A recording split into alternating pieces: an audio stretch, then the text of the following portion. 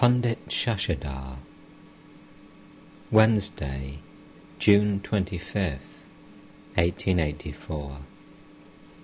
It was the day of the Ratha Yatra, the car festival of the Hindus. At Ishan's invitation, Sri Ramakrishna went to his house in Calcutta.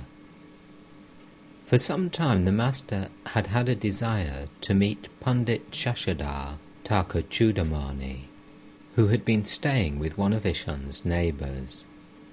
So it was decided that he would visit the Pandit in the afternoon. A few devotees, including Hazra, accompanied the Master to Ishan's house. Ishan had invited one or two Brahmin scholars and a devotee who followed the tantric method of worship. Shrish and Ishan's other sons were also present. The Master noticed that the tantric worshipper had a vermilion mark on his forehead, and smilingly said, "I see he is branded." After a while, M and Narendra arrived and bowed before Sri Ramakrishna. The Master had previously informed M that he would be at Ishan's house. The Master joked about the delay in serving their meal. One of the scholars quoted a Sanskrit verse about the anxiety created in people's minds by the pangs of hunger. Proceeding to explain the verse, he said, "The study of philosophy is indeed edifying, but poetry is more fascinating than philosophy. People listening to good poems think of the study of philosophy, Vedanta, Nyaya, Samkhya, and so forth, as dry and insipid. Again, music is more attractive than poetry. Music melts even a heart of stone. But a beautiful woman has an even greater attraction for a man's heart than music. Such a woman passing by diverts a man's attention from both poetry and music. But when a man feels the pangs of hunger, everything else, poetry, music and woman, appears of no consequence. Thus hunger is the most arresting thing." The Master remarked with a smile, "The Pandit is witty." Soon Narendra began to sing. A few moments later the Master went upstairs for a little rest. M and Shrish accompanied him. M introduced Shrish to the Master, saying, "He is a scholar and a man of peaceful nature. We were fellow students in our boyhood. Now he is a lawyer. Master, it is a pity that such a man should practice law." M: "Yes, sir. It was a mistake on his part." Master: "I know a few lawyers. One of them shows me great respect. He is a straightforward man." To Shrish: "What is your idea about the most essential thing in life?" Shrish: "God exists, and He alone does everything. But the attributes we ascribe to Him are not the right ones. How can a man conceive of Him? His nature is infinite." Master: "What need is there of your counting the number of trees and branches in an orchard? You have come to the orchard to eat mangoes. Do that and be happy. The aim of human birth is to love God. Realize that love and be at peace. Suppose you have entered a tavern for a drink. Is it necessary for you to know how many gallons of wine there are in the tavern? One glass is enough for you. What need is there of you knowing the infinite qualities of God? You may discriminate for millions of years about God's attributes, and still you will not know them." The Master remained silent a few minutes. A Brahmin Pandit came into the room. Master to M: "There is no substance whatsoever in the worldly life. The members of Ishan's family are good, so he has some peace here. Suppose his sons had been lewd, disobedient, and addicted to drink and other vices, then there would have been no end to his troubles. One very seldom comes across such a religious family in which all the members are devoted to God.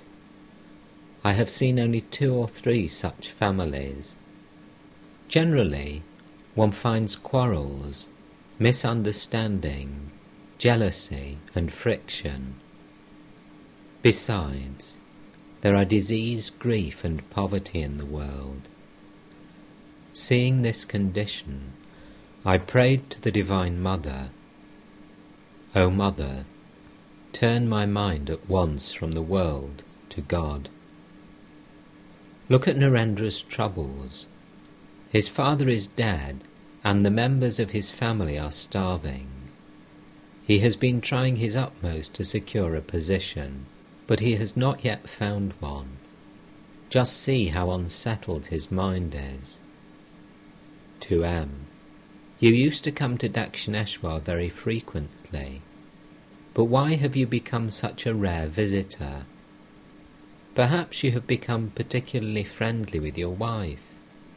Is it true? Why should I blame you? The influence of woman and gold is everywhere. Therefore I pray, O Divine Mother, please don't make me a worldly man if I'm to be born again in a human body. Brahmin scholar. Why should you say that, sir? The scriptures extol the life of a householder. Master. Yes, that is true. But it is very difficult to lead the true life of a householder. To M. How wrong of us. They are singing, especially Narendra, and we have left the room. About 4 o'clock in the afternoon, the master left in a carriage for the house where Pundit Shashadhar was staying. As soon as Sri Ramakrishna got into the carriage, he went into Samadhi. His physical frame was very tender as a result of the austerities he had undergone during the long years of his spiritual discipline and his constant absorption in God consciousness. The master would suffer from the slightest physical discomfort, and even from the vibration of worldly thoughts around him. Once, Keshav Chandra Sen had said that Sri Ramakrishna, Christ, and Sri Chaitanya belonged to a delicate species of humanity that should be kept in a glass case and protected from the vulgar contact of the world. It was the rainy season, and a fine drizzle of rain had made the road muddy. The sky was overcast. The devotees followed the carriage on foot. As the carriage stopped in front of the house, the host and his relatives welcomed the master and took him upstairs to the drawing room. There the master met the Pundit. Pundit Shashadhar, a man of fair complexion and no longer young, had a string of Rudraksha beads around his neck. He was one of the renowned Sanskrit scholars of his time, a pillar of orthodox Hinduism which had reasserted itself after the first wave of Christianity and Western culture had passed over Hindu society. His clear exposition of the Hindu scriptures, his ringing sincerity, and his stirring eloquence had brought back a large number of the educated young Hindus of Bengal to the religion of their forefathers. The Pundit saluted the master with reverence. Narendra, Rakal, Ram, Hazra and M, who had come with the master, seated themselves in the room, as near the master as they could, anxious not to miss one of his words. At the sight of the Pundit, the master again went into Samadhi.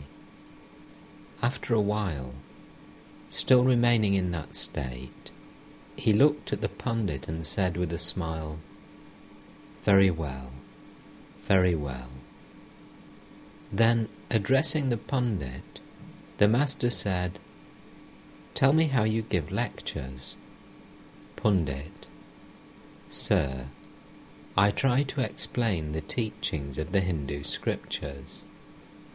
Master: "For the Kali Yuga, the path of devotion described by Narada is best. Where can people find time now to perform their duties according to the scriptural injunctions?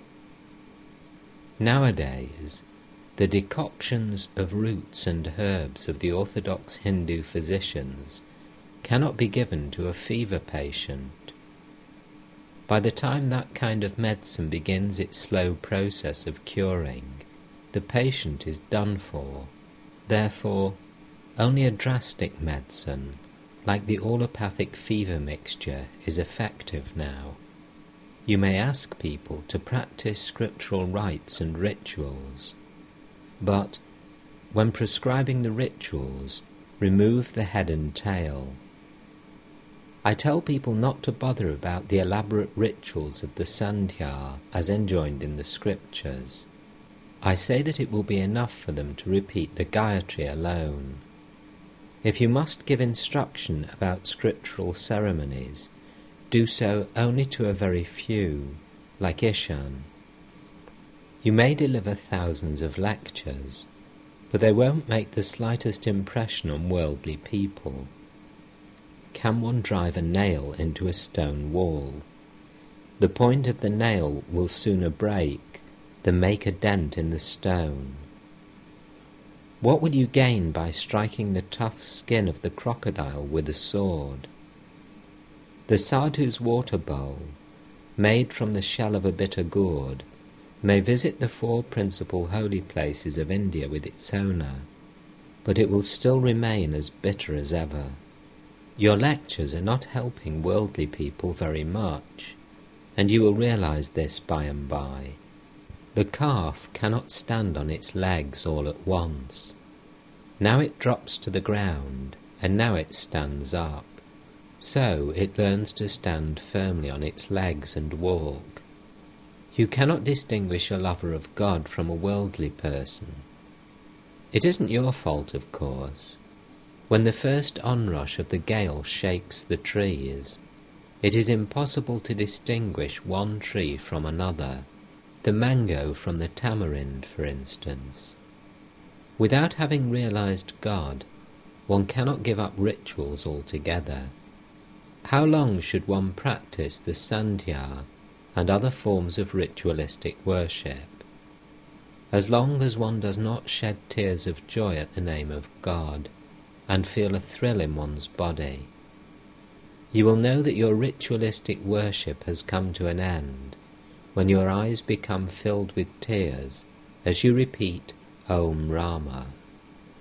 Then you do not have to continue your Sandhya or other rituals. When the fruit appears, the blossom drops off. Love of God is the fruit, and rituals are the blossom. When the daughter-in-law of the house becomes pregnant, she cannot do much work. Her mother-in-law gradually lessens her duties in the house. When her time arrives, she does practically nothing, and after the child is born, her only work is to play with it. She doesn't do any household duties at all. The Sandhya merges in the Gayatri, the Gayatri in Om, and Om in Samadhi. It is like the sound of a bell, Tum. The yogi, by following in the trail of the sound Om, gradually merges himself in the Supreme Brahman. His Sandhya and other ritualistic duties disappear in Samadhi. Thus the duties of the Jnani come to an end. As the Master talked of Samadhi, he himself went into that state.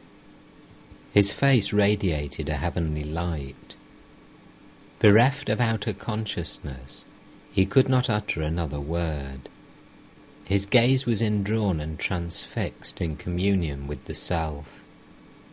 After a long time, the Master began to recognize the world around him, and said like a child, "I shall have a drink of water." Whenever after Samadhi the Master asked for a drink of water, his devotees knew that he was gradually becoming conscious of the outer world. Still lingering in the state of ecstasy, he said to the Divine Mother, "O Mother, the other day you showed me Pandit Ishwar Chandra Vidyasagar.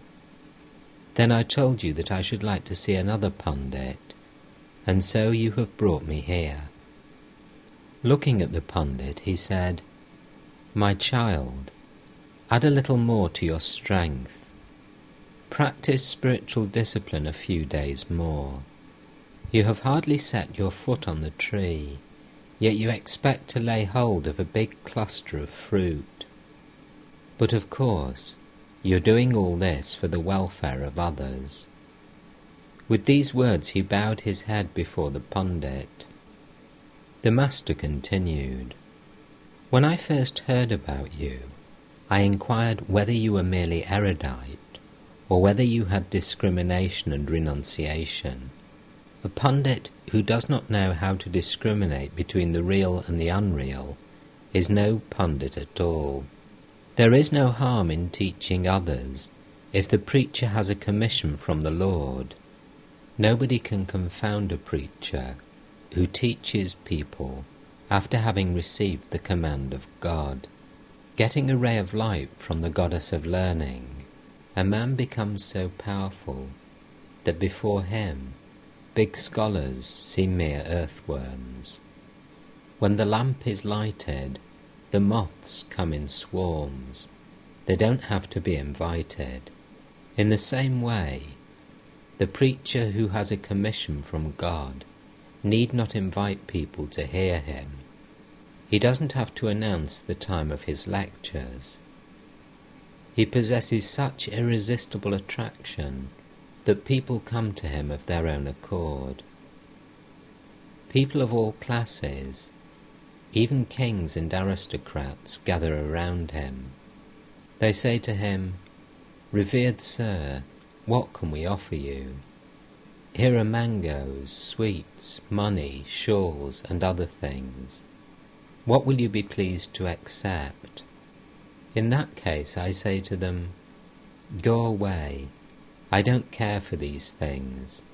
I don't want anything." Does the magnet say to the iron, "Come near me"? That is not necessary. Because of the attraction of the magnet, the iron rushes to it. Such a preacher may not be a scholarly person, but don't conclude from that he has any lack of wisdom. Does book learning make one wise? He who has a commission from God never runs short of wisdom. That wisdom comes from God. It is inexhaustible. At Kamarpukur, I have seen people measuring grain. It lies in a heap. One man keeps pushing grain from the heap toward another man, who weighs it on a scales. So the man who weighs doesn't run short of grain. It is the same with the preacher who has received a commission from God. As he teaches people, the Divine Mother herself supplies him with fresh knowledge from behind. That knowledge never comes to an end. Can a preacher ever lack knowledge if but once he is favoured with a benign glance from the Divine Mother? Therefore I ask you whether you have received any commission from God. Hazra: Oh yes, he must have it. To the Pandit: Isn't it true, sir? Pandit: Commission? No, sir. I'm afraid I haven't received any such thing. Host: He may not have received the commission, but he preaches from a sense of duty. Master, what will a man accomplish by mere lectures without the commission from God?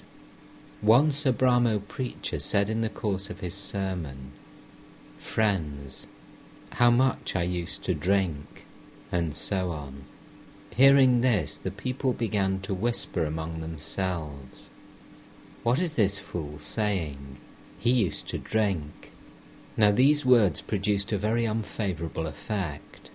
This shows that preaching cannot bring a good result unless it comes from a good man. A high government official from Barisal once said to me, "Sir, if you begin the work of preaching, I too shall gird my loins." I told him the story of people dirtying the bank of the Haldar Pukur, and of its being stopped only when a constable, armed with authority from the government, put up a notice prohibiting it. So I say, a worthless man may talk his head off preaching, and yet he will produce no effect. But people will listen to him if he is armed with a badge of authority from God. One cannot teach others without the commission from God. A teacher of men must have great power. There's many a Hanumanpuri in Calcutta. It is with them that you will have to wrestle, pointing to the people assembled there. These are mere sheep. Chaitanya Deva was an incarnation of God. How little is left of what he accomplished, not to speak of a lecturer who preaches without authority from God. What good will a lecturer do? Therefore I say to you, dive deep in God consciousness. Saying this, the Master began to sing in an ecstasy of love for God. Dive deep, O mind. Dive deep in the ocean of God's beauty. If you descend to the uttermost depths, there you will find the gem of love. The Master continued, one does not die if one sinks in this ocean. This is the ocean of immortality. Once I said to Narendra, God is the ocean of bliss. Tell me if you want to plunge into it. Just imagine there is some syrup in a cup, and that you have become a fly. Now tell me where you will sit to sip the syrup. Narendra answered, I will sit on the edge of the cup and stretch out my neck to drink, because I'm sure to die if I go far into the cup. Then I said to him, but my child, this is the ocean of Satchidananda. There is no fear of death in it. This is the ocean of immortality. Only ignorant people say that one should not have an excess of devotion and divine love. How foolish! Can there be any excess of divine love? To the Pundit, therefore I say to you, dive into the ocean of Satchidananda. Nothing will ever worry you if you but realize God. Then you will get His commission to teach people. There are innumerable pathways leading to the ocean of immortality. The essential thing is to reach the ocean. It doesn't matter which path you follow. Imagine that there is a reservoir containing the elixir of immortality. You will be immortal if a few drops of the elixir somehow get into your mouth.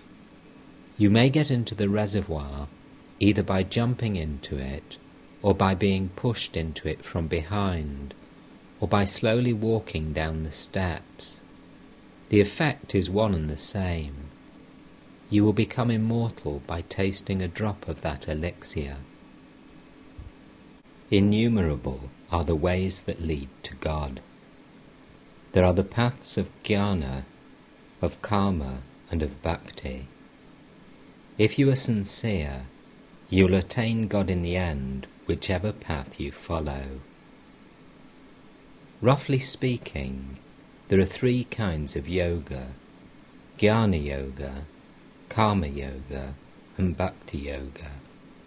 What is Jnana Yoga? The Jnani seeks to realize Brahman. He discriminates, saying, not this, not this.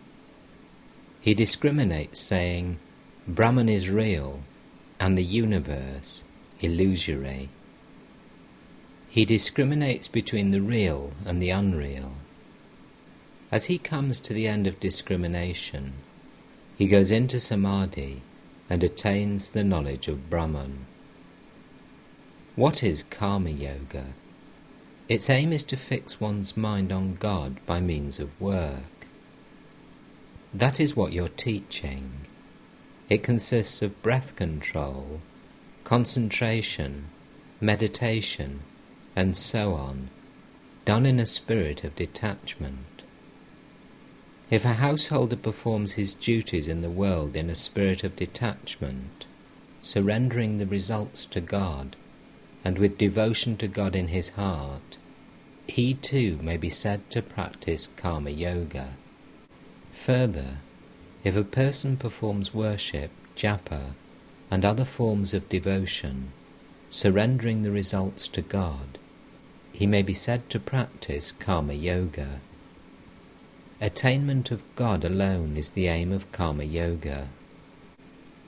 What is Bhakti Yoga? It is to keep the mind on God by chanting His name and glories. For the Kali Yuga, the path of devotion is easiest. This is indeed the path for this age. The path of karma is very difficult. First of all, as I have just said, where will one find the time for it nowadays? Where is the time for a man to perform his duties as enjoined in the scriptures? Man's life is short in this age. Further, it is extremely difficult to perform one's duties in a spirit of detachment without craving the result. One cannot work in such a spirit without first having realized God. Attachment to the result somehow enters the mind, though you may not be aware of it. To follow Jnana Yoga in this age is also very difficult. First, a man's life depends entirely on food. Second, he has a short span of life. Third, he can by no means get rid of body consciousness, and the knowledge of Brahman is impossible without the destruction of body consciousness. The Jnani says, I am Brahman, I am not the body, I am beyond hunger and thirst, disease and grief, birth and death, pleasure and pain. How can you be a Jnani if you're conscious of disease, grief, pain, pleasure and the like? A thorn enters your flesh, blood flows from the wound, and you suffer very badly from the pain. But nevertheless, if you are a Jnani, you must be able to say, why? There is no thorn in my flesh at all. Nothing is the matter with me. Therefore Bhakti Yoga is prescribed for this age. By following this path, one comes to God more easily than by following the others. One can undoubtedly reach God by following the paths of jnana and karma, but they are very difficult paths. Bhakti Yoga is the religion for this age, but that does not mean that the lover of God will reach one goal and the philosopher and worker another. It means that if a person seeks the knowledge of Brahman, he can attain it by following the path of bhakti too. God, who loves his devotee, can give him the knowledge of Brahman if he so desires. But the bhakta wants to realize the personal God, endowed with form, and talk to him. He seldom seeks the knowledge of Brahman. But God, who does everything at his pleasure, can make his devotee the heir to his infinite glories, if it pleases him. He gives his devotee both the love of God and the knowledge of Brahman. If one is able somehow to reach Calcutta, one can see the Maidan and the museum and other places too. The thing is how to reach Calcutta. By realizing the Divine Mother of the universe, you will get knowledge as well as devotion. You will get both. In Bhava Samadhi, you will see the form of God, and in Nirvikalpa Samadhi, you will realize Brahman, the absolute existence, knowledge, bliss. In Nirvikalpa Samadhi, ego, name, and form do not exist. A lover of God prays to the Divine Mother, "O Mother, I am very much afraid of selfish actions. Such actions have desires behind them, and if I perform them, I shall have to reap their fruit. But it is very difficult to work in a detached spirit. I shall certainly forget thee, O Mother, if I involve myself in selfish actions. Therefore, I have no use for them. May my actions, O Divine Mother, be fewer every day till I attain thee. May I perform, without attachment to the results, only what is absolutely necessary for me. May I have great love for thee as I go on with my few duties. May I not entangle myself in new work, so long as I do not realize thee. But I shall perform it if I receive thy command, otherwise not." Pundit: How far did you go in visiting the sacred places? Master: Oh, I visited a few places. With a smile, but Hazra went farther and also climbed higher. He visited Rishikesh, but I didn't go so far or so high. You must have noticed kites and vultures soaring very high in the sky, but their eyes are always fixed on the charnel pits. Do you know the meaning of charnel pits? It is woman and gold. What is the use of making pilgrimages if you can attain love of God remaining where you are? I have been to Benares and noticed the same trees there as here, the same green tamarind leaves.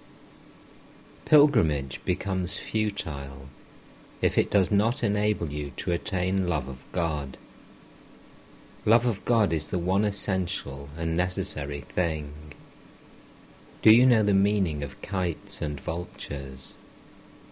There are many people who talk big and who say that they have performed most of the duties enjoined in the scriptures. But with all that, their minds are engrossed in worldliness and deeply preoccupied with money, riches, name, fame, creature comforts and such things. Pundit: It is true, sir. Going on a pilgrimage is like seeking diamonds and gems, while discarding the precious stone that is worn by Narayana himself on his breast. Master: I want you to remember this. You may impart thousands of instructions to people, but they will not bear fruit except in proper time.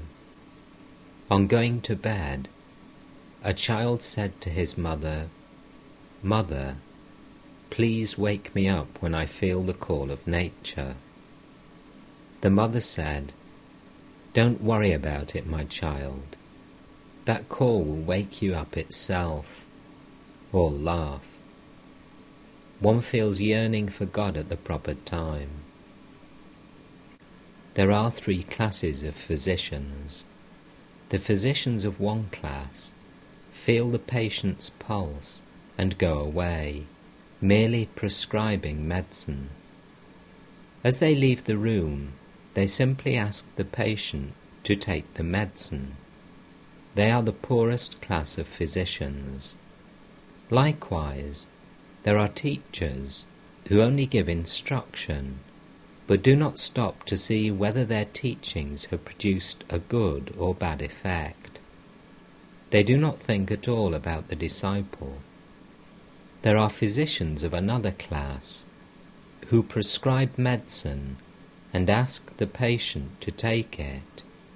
If the patient is unwilling to follow their directions, they reason with him. They are the mediocre physicians. Likewise, there are mediocre teachers. They give instruction to the student, and further, try to persuade him in various ways to follow the instruction. Lastly, there are the physicians of the highest class. If the patient does not respond to their gentle persuasion, they even exert force upon him. If necessary, they press their knees on the patient's chest and force the medicine down his throat.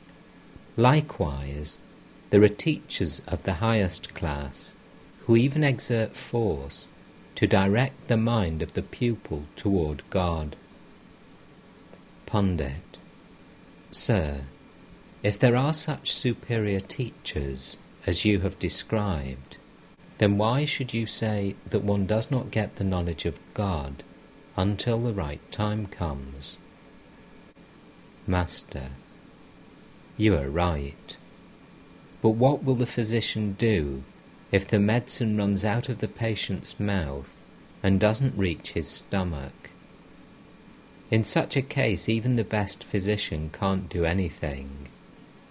The teacher should judge the fitness of the student before giving him instruction. But you don't discriminate in your instruction. When a young man comes to me for instruction, first of all I ask him about his relatives at home.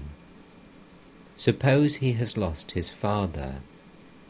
Suppose his father has left some debts for him. How can such a person direct his mind to God? Are you listening to me? Pundit: Yes, sir. I'm paying attention to every word. Master: One day some Sikh soldiers came to the temple garden at Dakshineshwar. I met them in front of the Kali temple. One of them referred to God as very compassionate. Indeed, I said, is that true? But how do you know? He answered, Because, sir, God gives us food and takes every care of us. I said, Why should that surprise you? God is the Father of us all. Who will look after the child if the father doesn't? Do you mean to say that the people of the neighbouring village should look after the child? Narendra: Then shouldn't we call God kind? Master: Have I forbidden you to?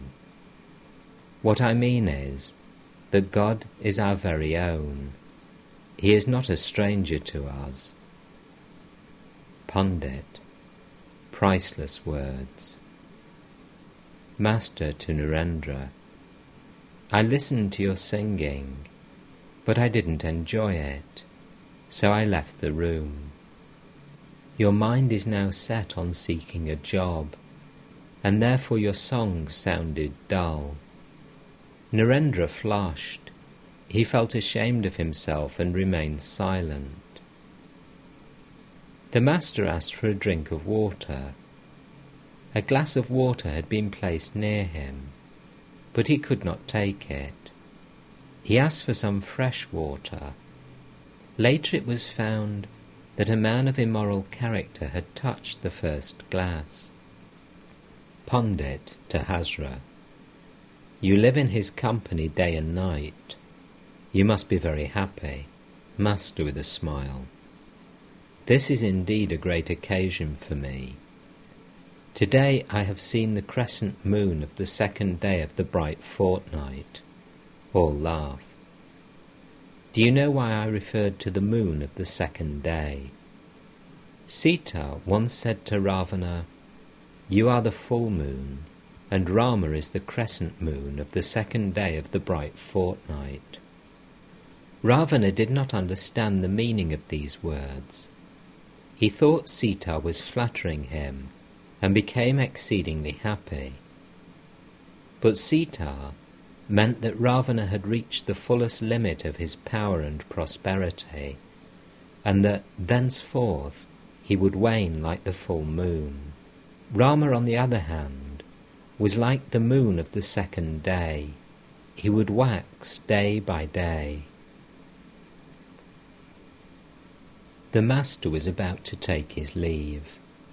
The pundit and his friends bowed low before him. It was not yet dusk, and Sri Ramakrishna returned to Ishan's house with the devotees. The master took his seat in the drawing room with Ishan and his sons, a pundit, and a few devotees. Master, smiling to Ishan, "I said to Pundit Shashadhar, 'You have hardly set your foot on the tree, and yet you aspire to lay hold of a big bunch of fruit. First of all, practice some spiritual discipline, then you may teach others.' Ishan, every preacher thinks that he enlightens others. The glowworm also may think that it illumines the world." Imagining this to be the glowworm's feeling, someone said to it, "O glowworm, how can you bring light to the world? You only reveal the intensity of the darkness." Master with a smile, "But Shashadhar is not just a scholar. He also has a little discrimination and dispassion." A pundit who was present said to Sri Ramakrishna, "You are indeed a great soul." Master, "You may say that about sages like Narada, Prahlada, or Shukadeva. I am like your son. Of course, in one sense your words are true. It is said that in one respect the devotee of God is greater than God himself, because he carries God in his heart. All rejoice. It is said in the Vaishnava books, a devotee regards himself as a higher and God as a lower being. Yashoda, the mother of Krishna, was about to fetter Krishna, who was God incarnate, with chains. She believed that no one but herself could take care of Krishna. Sometimes God acts as the magnet and the devotee as the needle. God attracts the devotee to himself. Again, sometimes the devotee acts as the magnet and God as the needle. Such is the attraction of the devotee that God comes to him, unable to resist his love. The master was about to leave for Dakshineshwar. Ishan and the other devotees stood around him, while he gave Ishan various words of advice. Master, a devotee who can call on God while living a householder's life is a hero indeed. God thinks, "He who has renounced the world for my sake will surely pray to me. He must serve me. Is there anything very remarkable about it? People will cry shame on him if he fails to do so. But he is blessed indeed who prays to me in the midst of his worldly duties. He is trying to find me, overcoming a great obstacle, pushing away, as it were, a huge block of stone weighing a ton. Such a man is a real hero." Pundit, "You are right, sir. The scripture says the same thing. There is in the Mahabharata the story of the pious hunter and the chaste woman. Once a hermit was disturbed in his meditation by a crow. When he cast an angry glance at the bird, it was reduced to ashes. The hermit said to himself, "I have destroyed the crow by a mere glance.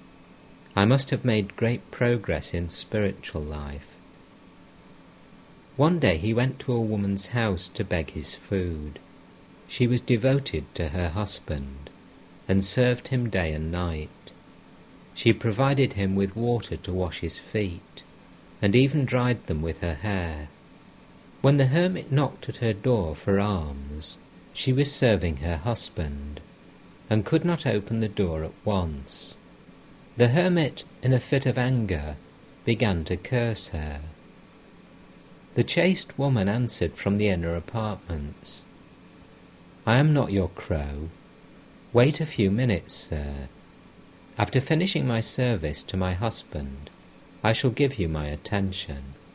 The hermit was very much surprised to find that this simple woman was aware of his having burnt the crow to ashes. He wanted her to give him spiritual instruction. At her bidding, he went to the pious hunter at Benares. The hunter sold meat, but he also served his parents day and night as embodiments of God. The hermit said to himself in utter amazement, "Why, he is a butcher and a worldly man. How can he give me the knowledge of Brahman?" But the hunter was a knower of Brahman, and had acquired divine knowledge through the performance of his worldly duties. The hermit was illumined by the instruction of the pious hunter. The master was about to take his leave. He was standing at the door of the next house, where Ishan's father-in-law lived. Ishan and the other devotees stood by the master. They were waiting to bid him goodbye. Sri Ramakrishna said to Ishan, "Live in the world like an ant.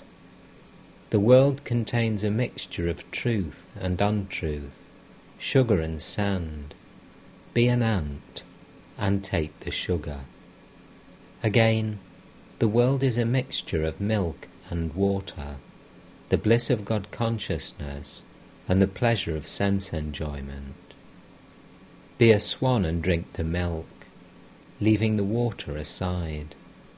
Live in the world like a waterfowl. The water clings to the bird, but the bird shakes it off. Live in the world like a mudfish. The fish lives in the mud, but its skin is always bright and shiny. The world is indeed a mixture of truth and make-believe. Discard the make-believe and take the truth. Sri Ramakrishna got into the carriage and left for Dakshineshwar.